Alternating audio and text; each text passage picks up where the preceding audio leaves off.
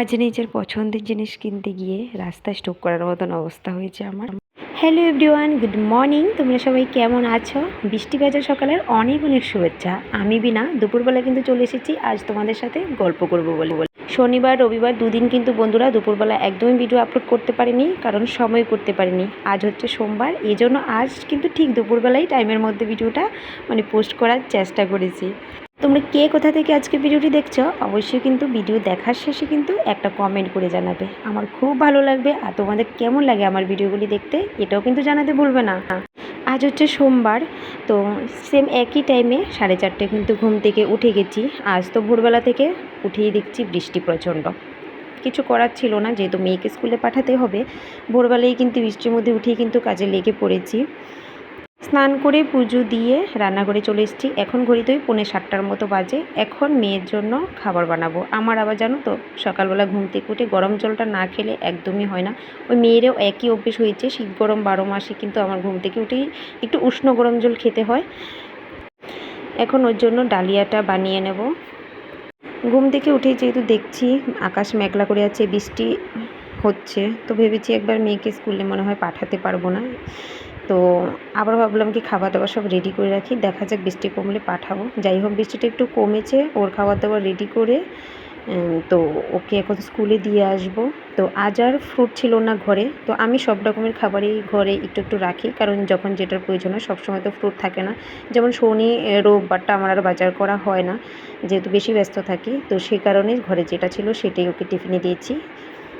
তো মেয়েকে স্কুলে দিয়ে আসার সময় বাজার থেকে কাঁঠাল কিনে নিয়ে এসেছি। কাঁঠাল কার কার পছন্দ আজকের ভিডিওতে কিন্তু কমেন্ট করতে ভুলবেন না। আমার কিন্তু খুব খুব পছন্দের একটা ফ্রুটের মধ্যে কিন্তু আমার কাঁঠালটা ভীষণ ভীষণ পছন্দ।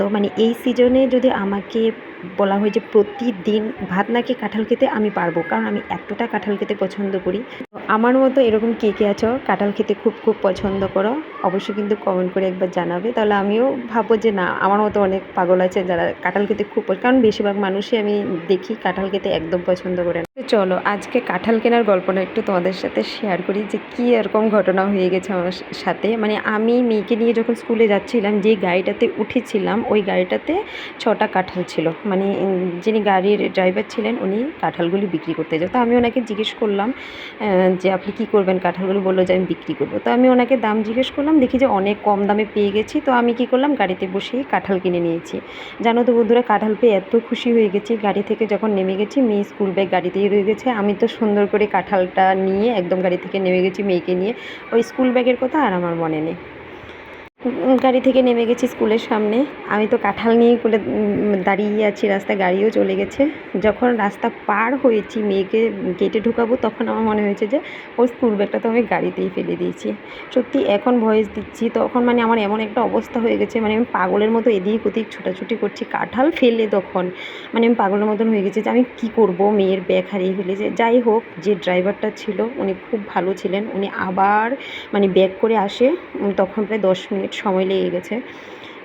ব্যাক করে এসে আমাকে ওর ব্যাগটা দিয়ে যায়। সত্যি মানুষ ভালোও আছে, খারাপও আছে, সবার মানসিকতা একরকম হয় না। কিন্তু আমি আজ নিজের পছন্দের জিনিস কিনতে গিয়ে আমি এতটা ভয় পেয়ে গেছিলাম। হচ্ছে আমি যে তোমাদেরকে ভিডিও শুরুতেই বলেছিলাম যে নিজের পছন্দের জিনিস কিনতে গিয়ে স্টক করার অবস্থা, খুব ভয় পেয়ে গেছিলাম আর খুব টেনশানও পড়ে গিয়েছিলাম।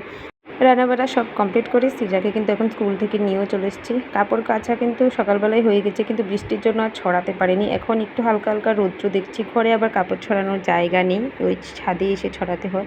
তো সেই জন্য এখন ছাদে এসে কাপড়গুলি ছড়িয়ে দিয়েছি। দেখা যাক, একটু জল টান নিয়ে যাবো আর সিজার দিকে খেলা করছি। ভিডিওটি কেমন লেগেছে অবশ্যই কমেন্ট করে জানাবে।